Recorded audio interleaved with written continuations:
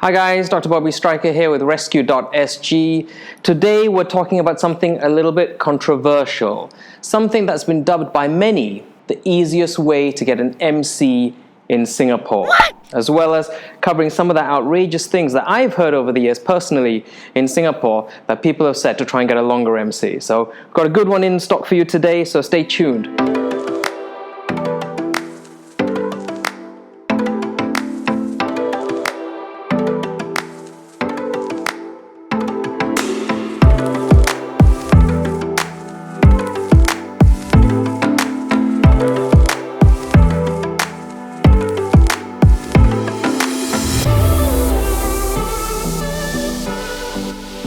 Okay, so what is this thing? What is this entity people are talking about?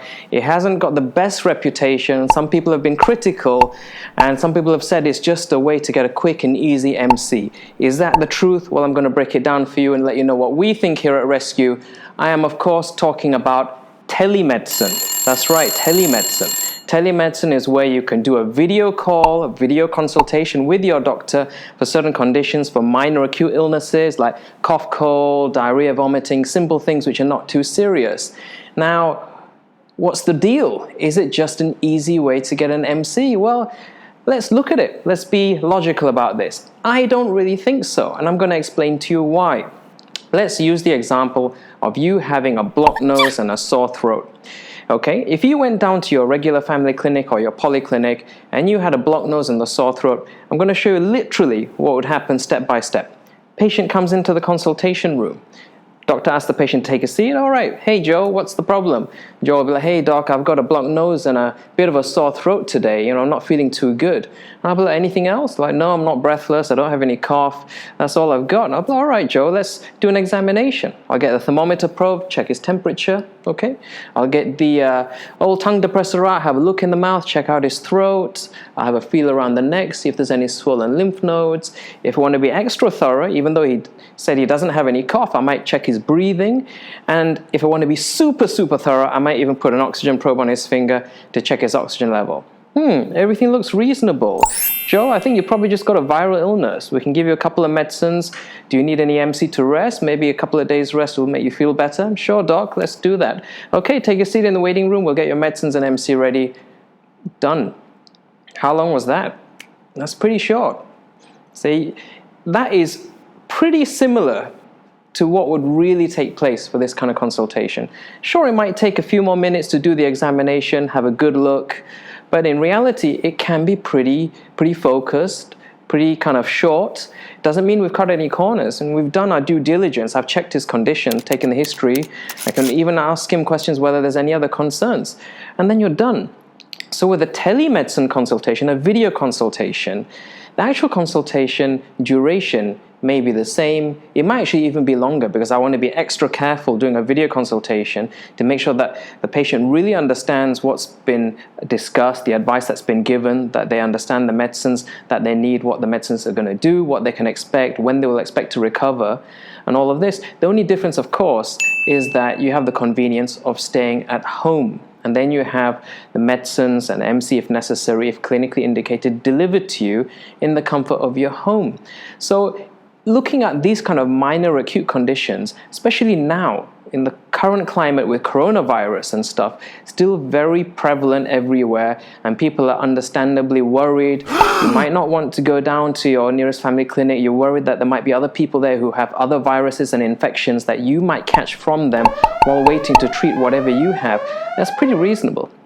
And on top of that, there might be other scenarios. Perhaps you've got a loved one who's maybe a bit stubborn, they don't want to go down to the clinic, you want to get them checked out, or maybe someone's bedbound. There's quite a few scenarios here where you might be able to do a safe consultation just through a phone consultation. So a lot of people have been critical about it, saying, it's just an easy way to get an MC, it's not accurate. Well, it depends how it's set up. And that's why here, even at Rescue, we've been apprehensive. We've looked at it, we've looked at what is the need of our patients. And then, of course, when coronavirus came around, it becomes a much more safe, practical and realistic healthcare solution. And that's why we've rolled out our telemedicine service too. That's right, guys. We've jumped on the bandwagon. Not because we can give you an easy MC, but because some of you might not have been able to afford a home visit. Some of you might still be anxious about having a doctor come to your home, or anxious about going down to your regular family clinic. And this is the next best alternative. At least you can get some advice, you can get medical expertise over the phone, over a video consultation, get some advice. And if it really looks too serious and you need to see a doctor in person, well, of course, we can advise you accordingly. But at least you can get some medical advice this way. So it's better than not getting any advice and just being unwell at home and not knowing what to do. So given all of these things, we feel actually this is probably a pretty reasonable thing to do, and that's why we've come on board with our own telemedicine service. It's a focused service. We want to keep it as safe as possible, so we're not seeing children through this service. We're seeing anyone 12 and above under supervision if you're under 16 with a guardian. For minor acute illnesses like cough, cold, things like that, menses, cramps, diarrhea, vomiting, gastric, simple things which are not too serious. So feel free to check out our website on this, www.rescue.sg/telemed. But let's go on to talk a bit about MCs in general. This is where things get a bit more interesting.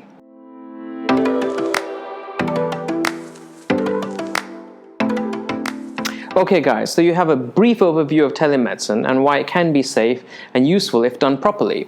Now, bear in mind that as a doctor, the most useful thing for us is the history that you give. 80% of our decision making comes from the history you provide, from what you tell us. So for example, if I have a sore throat and I go and see a doctor, every time I've had a really bad sore throat, it feels terrible. But then I examine and inspect my own throat and it looks completely normal. The examination doesn't always give us much information as you think. It really depends on what condition you're dealing with. So the history is paramount. But when it comes to that history, some of you like to ham it up a little bit.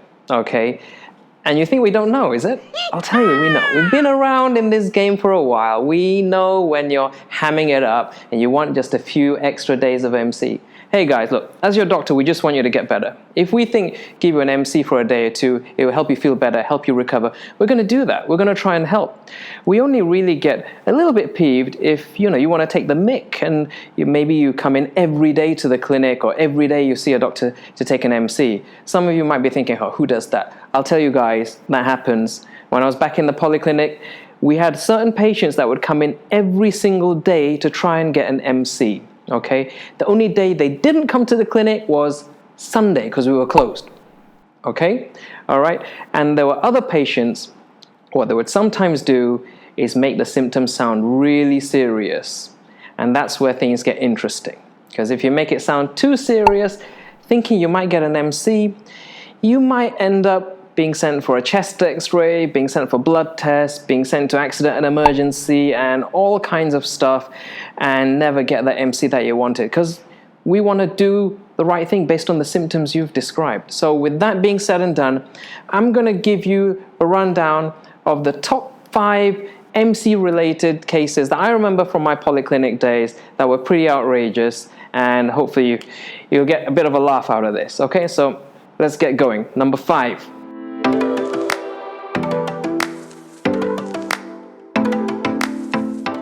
Okay, so not in any real specific order, but here we go. At number 5, young kid with the mum, been waiting in the polyclinic for hours, okay? Comes into the waiting room, comes into my consultation room. So I'm like, so what's the problem? Mum says the kid has sustained, wait for it, a paper cut. A paper cut, okay, maybe it was a pretty serious, maybe it's a big paper cut. Let's have a look at it. I'll tell you, I probably should have got out an electron microscope to see this thing. I couldn't even see it. It was so small. And I've never seen a kid look so healthy and happy. He was jumping up and down from the couch, grabbed my stethoscope, was swinging it around like a lasso. One of the happiest kids I've ever seen in the consultation room. But Mum wanted an MC because he had this paper cut, which I struggled to find for quite a long time because it was so small. But there you go. That's number 5. Okay, let's go.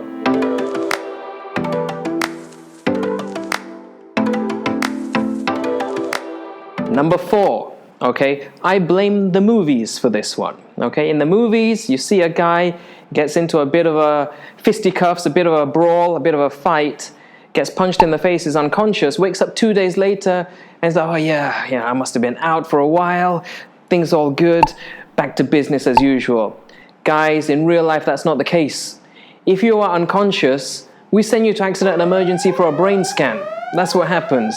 Yeah, it's nothing like the movies. Even if you've been unconscious for 10-15 minutes, never mind 2 days, you're going to hospital. Yeah, so guy comes into my room and says, "Doc, this morning, not sure what happened, but I blacked out. I was unconscious for 2 hours." I was like, "That sounds really bad. You might have had a stroke or something." He's like, "Doc, nah, I just need an MC. I'll be fine if you just give me an MC to rest." Didn't turn out too good. We had to send him to A&E to make sure he didn't have a stroke. How do I know that these guys are just trying to get an MC? I'll tell you why. Because they will often say, "Doc, actually, this might not have really happened. I was just hoping that you would just give me an MC to rest." Problem is, once you've said certain emergency symptoms and certain red flags, it starts a chain reaction of things that we have to do to make sure that we don't miss anything, we're doing the right thing based on what you've said. Again, coming back to how important it is for you to give us a clear, accurate history of things. So take note, guys, if you are unconscious, say you've slipped and hit your head, if you lose consciousness, that's a red flag, okay? If that happens, we will probably send you to the hospital. It's the same as when some guys come in and say they've got blood coming out when they cough, blood coming out when they vomit, or diarrhea with blood coming out. Blood coming out is always a bad thing. We will definitely do tests and things to make sure you're not having something serious. You haven't got a blood clot in your lung or a lung cancer or a colon cancer. Certain things are just red flags for us, medically speaking. So when you say those things, even if you look well, we examine you, things look good, based on that history alone, we have to take action, guys. It becomes really serious. Okay?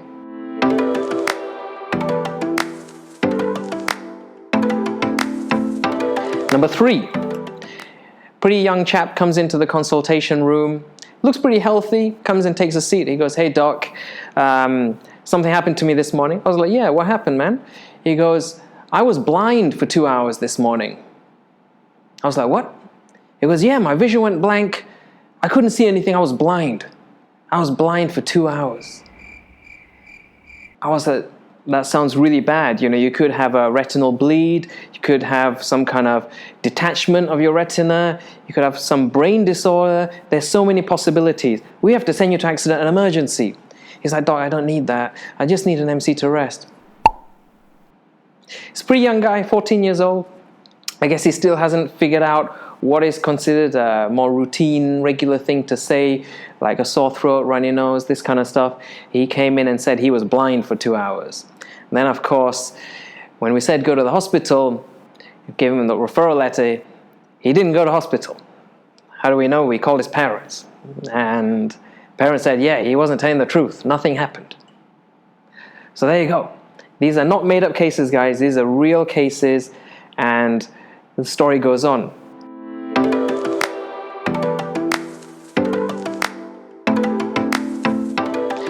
Number 2. 2 and 3, it was close, almost tied.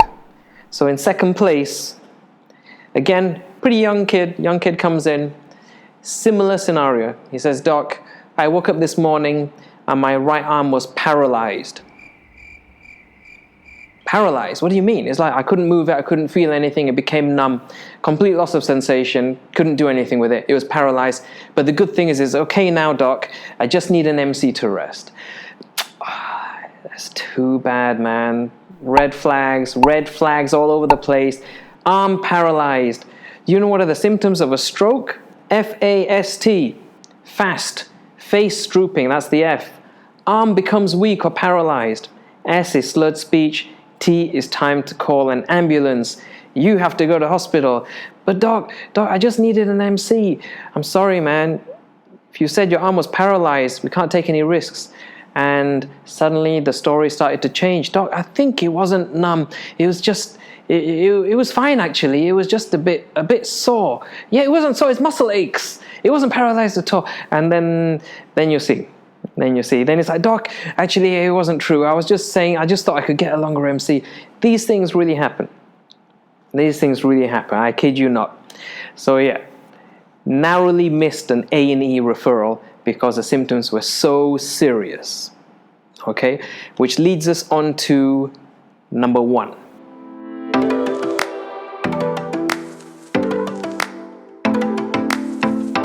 Okay, so the number one most outrageous MC related case that I remember from my polyclinic days. At first place, older gentleman, I believe he was in his 50s, came in with a huge laceration, cut on his foot, bleeding all over the place. Sorry, getting a bit graphic. Hopefully you're not too squeamish. And it was a deep cut, right down to the white flesh inside. You can even see his tendons. And I said, look, this is bad. You need stitches. You need some surgical treatment for this. He says, no, doc, I don't want any treatment. I was like, are you working? He was like, yeah, I've got this job. And he told me it's pretty intensive, hardcore work that he does. I said, let me give you an MC at least. You need to rest. He said, no, doc, I don't want any MC.